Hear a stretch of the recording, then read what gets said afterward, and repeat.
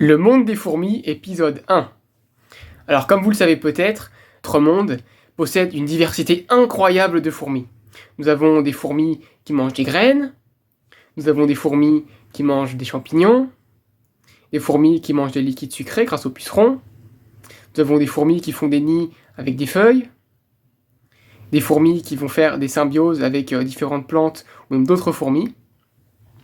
Dans cette vidéo, cet épisode 1, nous allons donc nous demander finalement qu'est-ce qu'une fourmi et quels sont les points communs des fourmis et finalement leur classement.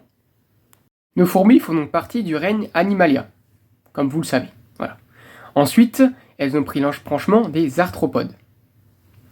Puis vient la classe des insectes, qui se caractérise par 3 paires de pattes articulées. Ensuite vient l'ordre des hyménoptères, qui se caractérise par des ailes membraneuses.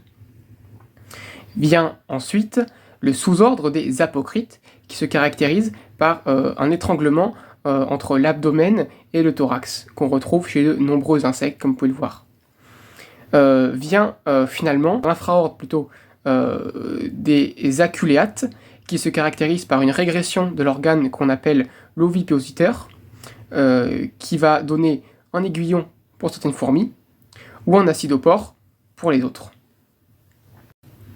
Après donc notre famille des Formicidae, nous retrouvons en France 4 sous-familles principales de fourmis. Tout d'abord, je vais en présenter 2, qui sont parmi les 4 les plus primitives, qui possèdent un aiguillon et qui pour la plupart ne pratiquent pas de trophallaxie. Nous retrouvons donc les ponérines, qui ont un pétiole plutôt haut et un étranglement sur l'abdomen, puis les myrmicines, qui possèdent un double pétiole, donc un pétiole et un post-pétiole. Ils sont donc assez facilement reconnaissables pour ces sous-familles. Ensuite, les 2 autres sous-familles sont donc les plus récentes en termes d'évolution. Nous retrouvons donc les dolichodérines, qui ont un pétiole plus au bas, et enfin les formicines, qui elles ont un pétiole plutôt haut, qui n'ont pas non plus d'étranglement. Qu'est-ce qui différencie les dolichodérines des formicines? Finalement, c'est le nombre de segments qu'il y a sur le gastre. Pour les formicines, par exemple, elles ne possèdent donc pas d'aiguillon, mais ont un acidopore à la place. Après nos 4 sous-familles, nous avons donc des genres pour chaque sous-famille.